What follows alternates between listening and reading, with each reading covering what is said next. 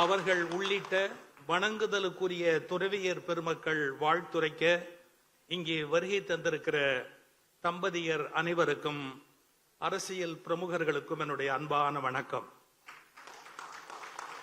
காலையில ரொம்ப சீக்கிரம் வந்துட்டீங்க. ஒய்ஃபோட ரொம்ப நேரம் உட்கார்ந்து இருக்கிறது எவ்வளவு பெரிய அவஸ்தை அப்படின்னு இதுக்கு கைதட்டின ஆண்களுக்கெல்லாம் வீட்டுல போய் பரிசு இருக்குது. இங்க வருவதற்கு முன்னாடி ரொம்ப நல்லா மெல்லிசை பாடுனாங்க. அதுல வேணும்னே உன் கண்ணில் நீர் வழிந்தால் என் நெஞ்சில் உதிரம் கொட்டுதடிங்கிற பாட்டு வேணும்னு அமைச்சரை நான் கேட்டேன். அவங்களும் முதல்ல பாட முடியாம பாடினாங்க. நானும் கவனிக்கிறேன், ஒருத்தர் கூட அந்த பாட்டு பாடும்போது ஒய்ஃபை பார்த்து அப்படியே முகத்துல பாவத்தை காட்டி அந்த சிவாஜி கணேசனும் பத்மினியும் இருந்த மாதிரி இன்னைக்கு ஒரு நாளாவது அப்படி ஒரு வாய்ப்பு கிடைச்சது. கொஞ்சம் ஒரு நிமிஷம் அந்த படத்துல ஒரு சீன் வரும். வியட்நாம் வீட்டுல அந்த பாட்டுல ஒரு வரி வரும், என் வேதனையை யார் அறிவார் அப்படின்னு ஒரு வார்த்தை. அந்த கணவன் பாடுறான், என் வேதனையை யார் அறிவார் அப்படின்னு. பத்மினியோட கண் அப்ப பார்க்கணும். அதாவது என்ன நான் கூடவா தெரியாது, எனக்கு கூடவா உன் கஷ்டம் தெரியாதுங்கிற மாதிரி அந்த கண்ணுல ஒரு கவலையை காட்டுவாங்க. அடுத்த வரி பாட்டுல, உன்னை போல் தெய்வம் ஒன்றே அறியும். இதெல்லாம் இப்ப தட்டுங்க, அப்பெல்லாம் ரசிச்சிருக்க வேண்டாமா? அந்த பாட்டு வரிய எவ்வளவு நல்லா பாடினாங்க. நல்லது, ஏதோ ஒரு 2 மணி நேரமாவது ஒன்னா இருந்தீங்க, வாழ்க. இந்த விழாவில் எனக்கு ஒரு நேரம் கொடுத்திருக்கிறாங்க. நான் அந்த நேரத்தை ஒருபோதும் மீற மாட்டேன். எப்பவுமே நான் என் எல்லையை மீற மாட்டேன், ரொம்ப கரெக்டா இருப்பேன். ஒரே ஒரு விஷயம், நீங்க எல்லாம் மூத்த தம்பதிகள், எனக்கு 73 ஆச்சு. அதனால கொஞ்சம் புத்தி சொல்றதுக்கு ஒரு தகுதி இருக்கு. ஆனா புத்தி சொன்னா யாரும் கேட்க மாட்டாங்க, அதுவும் புரிஞ்சு வச்சிருக்கிறேன். நான் ஒரே ஒரு வார்த்தை உங்ககிட்ட சொல்லிக்க விரும்புறேன். இந்த விழாவில் ஒரு அரசு தலைவர் என்ற முறையில் மட்டுமல்ல, முதல்வர் தேர்ந்து நீங்க தெரிஞ்சுக்க வேண்டிய ஒரு முதல் செய்தி சொல்றேன். என்ன தெரியுங்களா? என்னுடைய அருமை சகோதரியார் துர்கா ஸ்டாலின் அவர்கள் கோயில் கோயில் கோயில் கோயில்னு போயிட்டே இருப்பாங்க. எங்க முதல்வர் எப்படின்னு கேட்டீங்கன்னா, கோட்டை கோட்டை கோட்டை கோட்டைன்னு கோட்டைக்கு போயிட்டே இருப்பார். நான் கோட்டைக்குள்ள வரேன் அப்படின்னு அம்மா சொல்ல மாட்டாங்க, நான் கோயிலுக்குள்ள வரேன் அப்படின்னு ஐயா சொல்ல மாட்டாரு. என்ன புரிஞ்சுக்கணும்? யாரும் தன் துணைவியார் அல்லது துணைவருடைய விஷயத்தில் அதிகம் தலையிடாமல் இருந்தால் குடும்பம் ஆனந்தமாக இருக்கும். I know my limitation. I will not exceed. நான் ஒன்ன அடக்க மாட்டேன், நான் உண்மையிலேயே அடக்கி ஏறி சவாரி பண்ண மாட்டேன். இந்த உணர்வு இருந்தால் இல்லறம் 70 அல்ல 80 அல்ல 100 வயதானாலும் இல்லறம் இனிமையாக இருக்கு. இப்ப எனக்கு வயசாச்சா, நான் வீட்டுல என்ன சொல்லுவேன், நான் ஒய்ஃப் பாரு, நீ ஒய்ஃப் நான் ஹஸ்பண்ட், இந்த மாதிரிலாம் கான்செப்ட்லாம் இனிமே ஒத்து வராது. நீயும் நானும் ஃப்ரெண்ட்ஸ், நீயும் நானும் ஃப்ரெண்ட்ஸ். உங்க யாராலெல்லாம் கணவனும் மனைவியும் ஃப்ரெண்ட்ஸா இருக்க முடியுமோ, சாமியாருங்களுக்கெல்லாம் இந்த அதிர்ஷ்டம் இல்லை, நமக்கு தான் அதிர்ஷ்டம். அவன் நம்ம 2 பேரும் ஃப்ரெண்ட்ஸ் அப்படிங்கிற எண்ணத்தோட. இப்ப நான் ஃப்ரெண்ட்ஸ் சொன்னா நீங்க என்ன ஒரு மாதிரி பார்க்க கூடாது. எங்க பாட்டன் திருவள்ளுவன் சொல்லி வச்சிருக்கான். எப்படி? உடம்போடு உயிரிடை அன்ன, உடம்போடு உயிரிடை அன்ன மற்றன்ன மடந்தையோடு எம்மிடை நட்பு அப்படின்ன. மனைவியோடு வாழ்கிற வாழ்க்கை நட்பு என்ற வார்த்தையை திருவள்ளுவர் பயன்படுத்தி இருக்கிறார். உலகத்திலேயே கணவனும் மனைவியும் ஆண்டான் அடிமையா இருக்கக்கூடாது. அவர்கள் வாழ்க்கை முழுவதும் நண்பர்களாக இருந்தால் நிச்சயமாக மிகப்பெரிய வெற்றி பெறும் என்பது வள்ளுவருடைய கருத்து. இப்ப இந்த திருமண விழாவை பற்றி சொல்லுகிறேன். எங்கள் செயல்வேக மிக்க அமைச்சர் அவர்கள் இந்த துறையிலே முதல்வர் இட்ட கட்டளையை நிறைவேற்றுவதில் அதிக ஆர்வம் உடையவர்கள். சட்டசபையில் எவ்வளவு அறிவிச்சாங்க தெரியுங்களா? 2000 தம்பதிகளுக்கு திருமணம் அப்படின்னு. 2000 முடிந்து இன்று 500 சேர்ந்திருக்கிறது.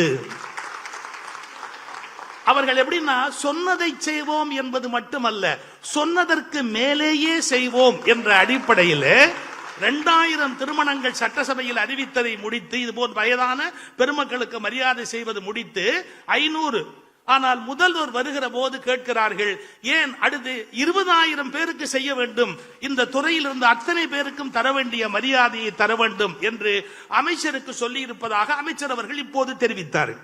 நீங்க புரிஞ்சுக்கணும், நல்லது செய்யணும் அப்படிங்கிற அந்த உணர்வு இன்னைக்கு மிக மிக அவசியம். நான் எனக்கு ஒரு நேரம் கொடுத்திருக்கிறாங்க, நான் அதை பல்லவி மாதிரி சொல்லிக்கிட்டே இருப்பேன், ஒரு நாள் நான் எக்ஸீட் பண்ண மாட்டேன். பாருங்க, இந்த விழாவை இங்க நடத்துற போது துறை நடத்துகிறது. வயதானவங்களுக்கு ஒரு பெரிய சிக்கல் இருக்கும் வாழ்க்கையில, புரிஞ்சுக்கிறது, மறதி அதிகமா இருக்கும். ஆனா அது பெரிய வரப்பிரசாதம். இல்லைன்னா நிறைய கோபம் வரும், பல விஷயத்தை ஞாபகம் வச்சு சண்டை போட்டுக்கிட்டே இருப்போம். நமக்கு மறதிங்கிறது ஒரு பெரிய வரப்பிரசாதம். வயதானால் நமக்கு மட்டும் மறதி வருவதில்லை, நம்மை சுற்றி இருக்கிற எல்லோருமே நம்மை மறந்து விடுவார்கள். நாம் அவர்களுக்கு செய்ததோ, நாம் அவர்களுக்காக வாழ்ந்ததோ, அவர்களுக்கு என்னென்ன உதவி செய்தோம் என்பதையோ வயதான பிறகு யாரும் நினைவில் வைத்திருக்க மாட்டார்கள். வயதானவருக்கும் மறதி வருகிறது, வயதானவர்களை பற்றி எல்லோருக்கும் மறதி வருகிறது.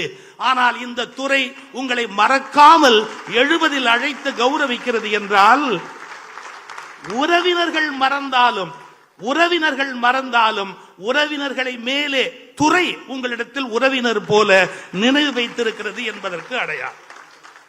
2-3 நல்ல கருத்து சொல்றதுக்கு இந்த இடத்துல பயன்படுத்துறேன். எத்தனையோ பெண்கள் என்கிட்ட பேசும்போது சொல்லுவாங்க, எத்தனையோ பெண்கள் பேசும்போதுன்னா தப்பா நினைச்சிடாதீங்க, நான் பேசிட்டு இறங்கின உடனே பேசுவாங்க.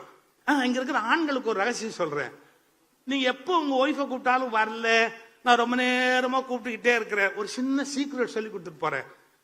நீங்க துணி இனி எடுக்க போறீங்க, கடைக்கு போறீங்க, நீங்க ரொம்ப நேரம் வாசல்ல காத்திருப்பீங்க, வாட்ச்மேனுக்கு அடுத்தாப்புல பார்த்தா ஹஸ்பண்ட் தான் உட்காந்துருப்பான் இந்த துணி கடை வாசல்ல. நீங்க உள்ள போய் தேடுவீங்க, உங்களுக்கு அங்கேயும் மேட்ச் கிடைக்கல, சரி அது மேல நிறுத்திடுவோம். அதோட உங்க மனைவி வரலன்னு வச்சுங்கன்னா, இப்போ ஒரு சீக்கிரம் சொல்லி கொடுத்துட்டு போறேன், என்ன தெரியுங்களா, ஒரு ஆம்பளை மனைவியை கூப்பிட்டு வரல அப்படின்னா வரவழைக்கிறதுக்கு ஒரே ஒரு வழி இருக்கு, நீங்க வேற யாராவது ஒரு பொம்பளையோட பேச ஆரம்பிச்சா எங்க இருந்தாலும் ஒய்ஃப் வந்துருவா. இது பெரிய சீக்கிரம், இது ராமாயணத்திலே இருக்குது தெரியுமா உங்களுக்கு. சூர்ப்ப நகையோட ராமர் பேசினார் சார், சீதை உள்ளே வந்துட்டார், என்ன அங்க ஒரு பொம்பளையோட பேச்சு அப்படின்னு வந்துட்டா. பாருங்க, என் பேச்ச கேட்டதுல உங்களுக்கு எவ்வளவு நல்ல டிப்ஸா கத்து கொடுத்துருக்கோம் பாருங்க. இனிமே ஒய்ஃப கூப்பிடணும்னா நிறைய பெண்களோட நீங்க பேசுறதுக்கு பழகணும். சரி, அது ஒரு பக்கம் அப்படியே விட்டுருவோம். இப்ப முக்கியமா நம்ம தெரிஞ்சுக்க வேண்டிய விஷயம், நிறைய பெண்கள் சொல்லுவாங்க, நான் என் கணவருக்காக சோம கௌரி விரதம் இருக்கிறேன், கேதார கௌரி விரதம் இருக்கிறேன், லட்சுமி விரதம் இருக்கிறேன். அம்மா, நீங்க ஒரே ஒரு விரதம் இருந்தா ஆண்கள் 100 வயசு இருப்பாங்க. மௌன விரதம் இருந்தீங்கன்னு வச்சுங்க, மௌன விரதம் மட்டும் நீங்க இருந்துட்டீங்கன்னு வச்சுங்க, ஆம்பளைங்க 100 வயசு ஸ்ட்ராங்கமா கண்டிப்பா வாழ்வாங்க. அது ஒண்ணுதான் உங்களால முடியலங்கிறீங்க, பரவாயில்ல, ட்ரை பண்ணி பாருங்க. முடியாதா? இன்னொரு பெரிய முக்கியமான விஷயம், முதுமையில நாம வெற்றி பெறணும்னா, இந்த காலத்தை கொண்டு போனோம்னா எப்படி வெற்றி பெற முடியும்? இதுக்கு நான் ஒரு பிலாசபி சொல்லி கொடுத்துட்டு போறேன். நாம் வயதான பிறகு வீட்டில் பிள்ளை பேரன் பேத்தியோடு இருக்கிற போது சாப்பிடுவதற்கு மட்டும்தான் வாய் திறக்க வேண்டும். நம்மை கேட்காத போது நம் மகனுக்கோ மகளுக்கோ பேரனுக்கோ பேத்திக்கோ நாம் அறிவுரை சொல்வதை நிறுத்திவிட வேண்டும். நாம் மகிழ்ச்சியாக இருக்க வேண்டும் என்றால் அவரவர் விருப்பப்படி அவரவர் இருக்கட்டும் என்று தலையிடாமை தத்துவம் அப்படின்னு ஒன்ன பின்பற்றணும்னு வச்சுங்க, கடைசி வரைக்கும் நம்மள முதியோர் இல்லத்துக்கு அனுப்ப மாட்டாங்க.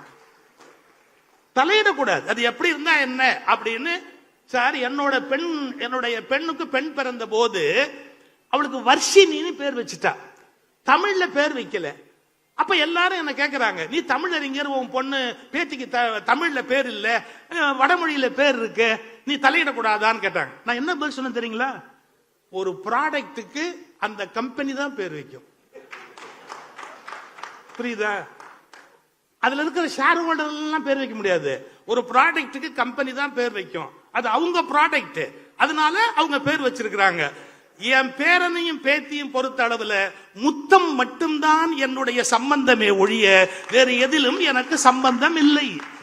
சோ லைஃப நாம எவ்வளவுக்கு எவ்வளவு, சரி இவங்கள மாதிரி சன்னியாசியா தனியா போய் தான் சன்னியாசனம்னு இருக்கணும் அவசியம் இல்லை. வீட்டில் இருந்தபடியே துறவரத்தை மேற்கொண்டால் வாழ்க்கை இனிமையுடையதாக இன்னும் பல்லாண்டு நீண்டு வரும் என்பதை மறந்துவிடக் கூடாது. அப்புறம் இந்த மறதி வருகிற போது ஒரு பெரிய ஒரு உண்மையை நம்ம புரிஞ்சுக்கணும். ராமலிங்கம்னு ஒரு பேச்சாளர் சொல்வாரு, ஒய்ஃபு சாப்பாடு போட்டுக்கிட்டு இருக்கும்போது புருஷன் சும்மா இல்லாம சொன்னாராம், இது இந்த முரட்டுக்காளேன்னு ஒரு படத்துல பாலச்சந்தர் படம் எடுத்ததுல ரஜினிகாந்த் என்னமா நடிச்சாரு அப்படிங்கிற போது அந்த அம்மா குழம்பு ஊத்திக்கிட்டே சொல்லிச்சான், யோ தெரிஞ்சா பேசு, தெரியாட்டி பேசாது. முரட்டுக்கால படம் யாரு டைரக்டர்? SP Muthuraman director. ஒன்னும் நினைவுல இல்ல பேசுறேன். அப்ப புருஷன் சொன்னானா, இதெல்லாம் உனக்கு நினைவுல இருக்கு, சாம்பார்ல உப்பு இல்லைங்கிறது மட்டும் ஏண்டி உனக்கு தெரியல. இதுல என்ன அர்த்தம்? அது மாதிரி பேசும்போதே ஜாக்கிரதையா என்ன சொல்லணுமோ அது சொல்லணும். ஸ்ட்ரெயிட்டா ஹார்ஷா எதையுமே நாம சொல்லக்கூடாது. வாரியார் சொல்வாரு, சாப்பாட்டுல தலைமுடி கிடந்தா கூட பத்தியா இலை தலையில இருக்க வேண்டியது இலையில இருக்கு, தலையில இருக்க வேண்டியது இலையில இருக்கு. இப்படி ஒன்னொன்னா விழுந்துட்டா நாளைக்கு உன்னை எப்படி பார்க்க முடியும்? அப்போ ஒரு மகிழ்ச்சி வரும் அப்படிம்பார். உண்மையா சொல்லட்டுமா, தனியாக தவம் செய்வதை விட மனைவியோடு வாழ்தல் தான் மிகப்பெரிய தவம் என்பதை இந்த நேரத்தில் நான் பதிவு செய்ய விரும்புகிறேன். அந்த வயதான முதியவர்களை உலகமே கைவிடக்கூடாது என்ற எண்ணத்தில் நம்முடைய அரசு அவர்களுக்கான பல்வேறு திட்டங்களை செய்து கொண்டிருக்கிறது.